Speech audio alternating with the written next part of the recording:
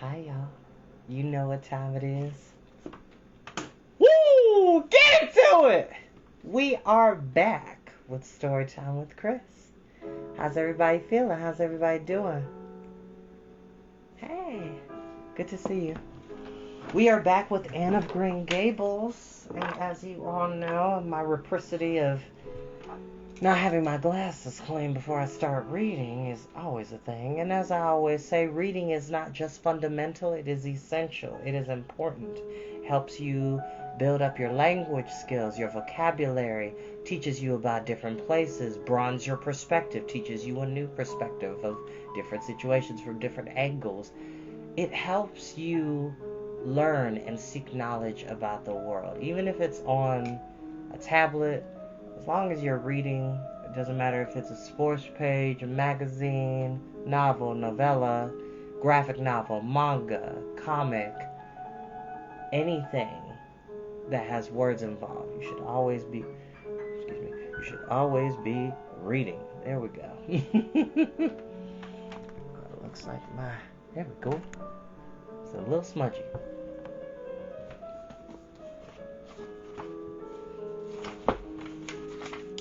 Are back, and it seems like Miss Marilla is potentially thinking about keeping Anne. And Anne surely has led a very squalid, tragic life of drudgery and servitude, even at a very young age. So for her to be potentially in a new stable home where she could legitimately just be a kid and not having to grow up so fast and not having to take care of other people's kids is a bit of a big deal. And I literally was just talking about this earlier with a coworker. Like, if my partner and I, we're speaking future tense, if my partner and I wanted to have children, I would adopt a kid without a second thought, because there are so many children in this world, in this country alone, that really need and deserve a good, stable, happy, healthy home life. So I would definitely adopt a kid. At first I was thinking about having my own children, which I don't need another miniature version of me running around. But I would adopt a child, because there are so many wonderful kids who don't get these blessings and opportunities to have good, stable homes, and I want to provide that for a kid someday. Maybe this life, maybe the next one, we'll see. But that's something I would definitely be happy to do for a child.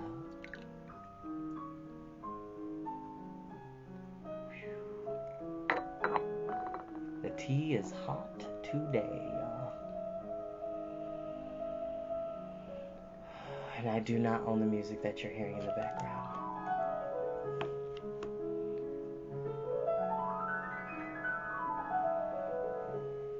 Oh, and before I forget, congratulations to all the graduates of Mills Lawn Elementary and to the graduates of Yellow Springs High School. Graduation is tonight at 8, if I'm not mistaken. Congratulations, students.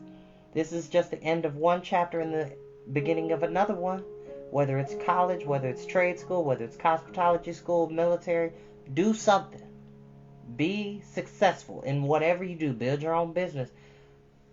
Be successful, because life is not going to hand you an opportunity just sitting around. Go out there and pursue your dreams. Don't stop chasing them.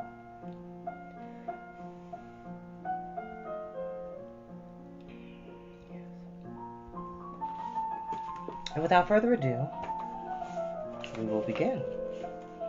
Chapter 6. Marilla makes up her mind. Get there they did, however, in due season. Mrs. Spencer lived in a big yellow house at White Sands Cove, and she came to the door with surprise and welcome mingled on her benevolent face. "Dear, dear," she exclaimed, "you're the last folks I was looking for today, but I'm really glad to see you. You'll put your horse in, and how are you, Anne?" "I'm as well as can be expected, thank you," said Anne smilelessly. A blight seemed to have descended on her. "I suppose we'll stay a little while to rest the mare," said Marilla, "but I promised Matthew I'd be home early. The fact is, Mrs. Spencer, there's been a queer mistake somewhere, and I've come over to see where it is. We sent word, Matthew and I, for you to bring us both a boy from the asylum. We told your brother Robert to tell you we wanted a boy 10 or 11 years old." "Marilla Cuthbert, you don't say so," said Mrs. Spencer in distress.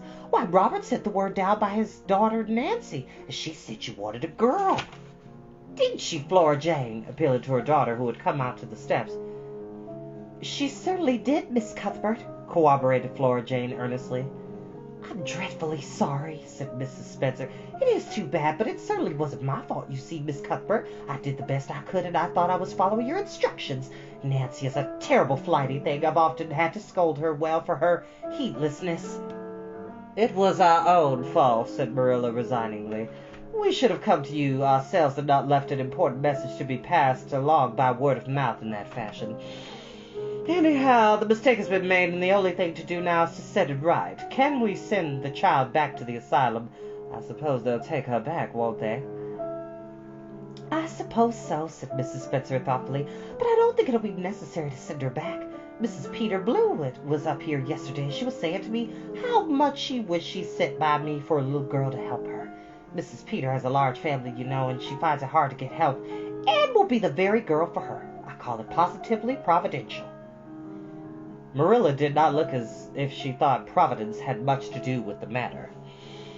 Here was an unexpectedly good chance to get this unwelcome orphan off her hands, and she did not even feel grateful for it. She knew Mrs. Peter Blewett only by sight as a small, shrewish-faced woman with an ounce of superfluous flesh on her bones, but she had heard of her.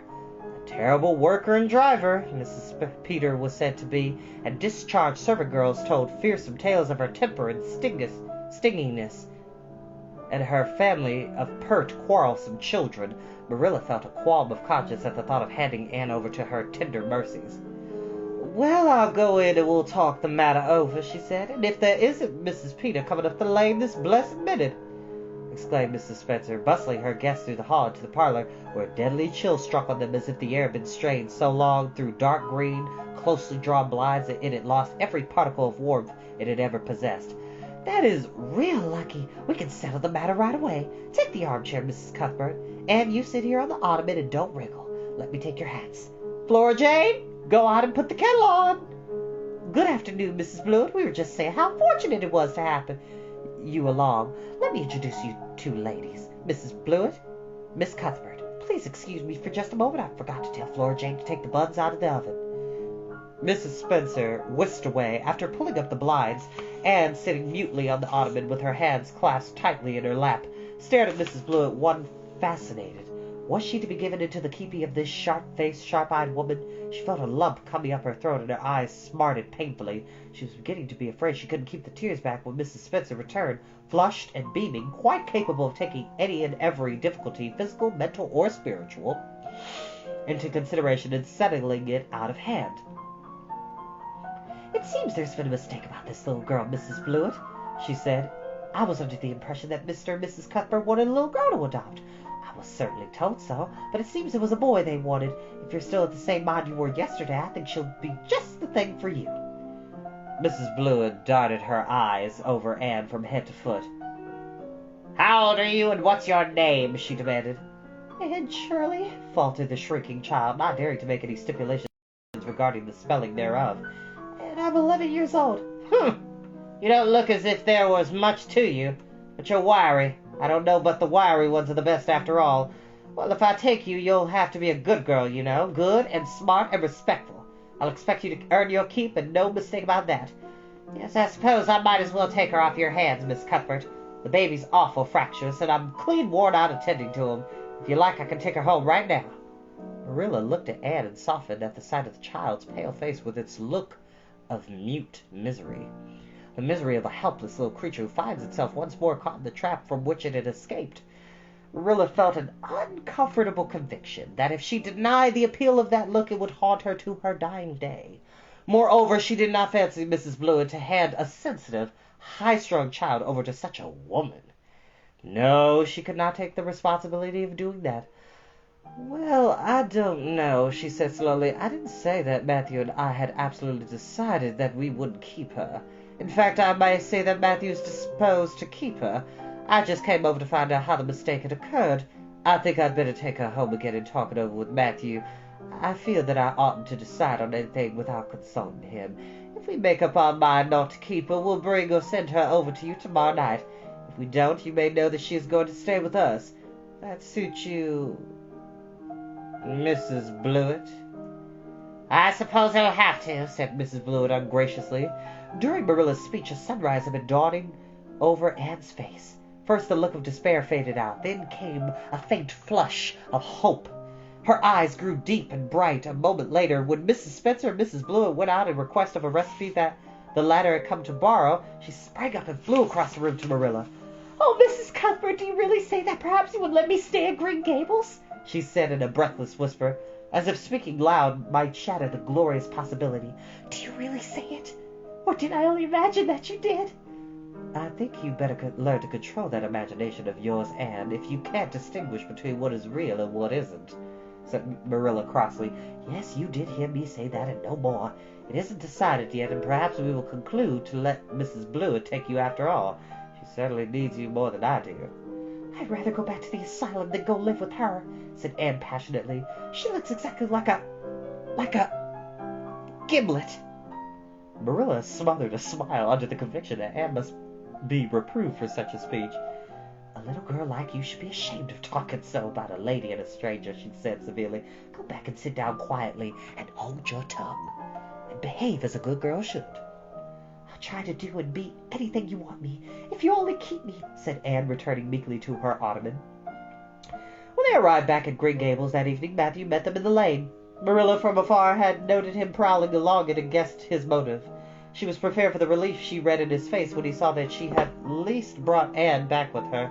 But she said nothing to him related to the affair until they were both out in the yard behind the barn milking the cows. Then she briefly told Anne's history and the result of the interview with Mrs. Spencer.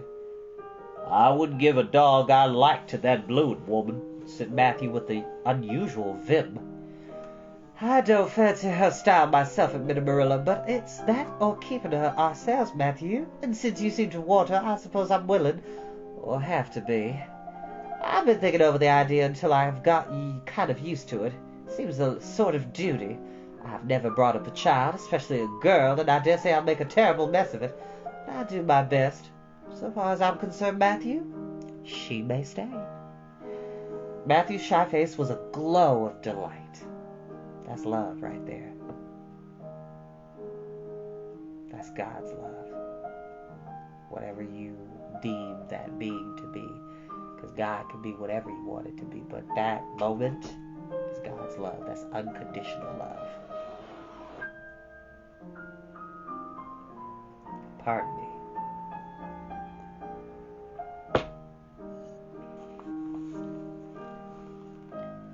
"Well, now, I reckon you'd come to see it in that light, Marilla," he said. She's such an interesting little thing." "It'd be more to the point if you could say she was a useful little thing," retorted Marilla, "but I'll make it my business to see she's trained to be that. And mind, Matthew, you're not to go interfere with my methods. Perhaps an old maid doesn't know much about bringing up a child, but I guess she knows more than an old bachelor. So you just leave me to manage her. When I fail, it'll be time enough to put your oar in." "Yeah, there, Marilla, you can have your own way," said Matthew reassuringly. "Only be as good and kind to her as you can be without spoiling her. I kind of think she's one of the sort you can do anything with if you only get her to love you." Marilla sniffed to express her contempt for Matthew's opinions concerning anything feminine, and walked off to the dairy with the pails, which, considering when this story came by, it's like the late 1800s. Late 1800s, early 1900s. Around that time. In Canada. Which one day, I will go to that island that this book is set. One day. "I won't tell her tonight that she can stay," she reflected as she strained the milk into the creamers. "She'd be so excited that she wouldn't sleep a wink." "Marilla Cuthbert, you're fairly in for it. Did you ever suppose you'd see the day when you be adopted an orphan girl? It's surprising enough. But not so surprising as that Matthew should be at the bottom of it. Him that always seemed to have such a mortal dread of little girls. Anyhow, we've decided on the experiment, and goodness only knows what will come of it. Oh, hey y'all. Hi. I mean, y'all caught me like right at the tail end of the chapter. Y'all wrong for that. I love y'all for watching, but y'all caught me right at the tail end. Unless you want me to read more. But I think that might do for the day. Thank you all so very much. I'll see y'all next time. Be good to each other, y'all.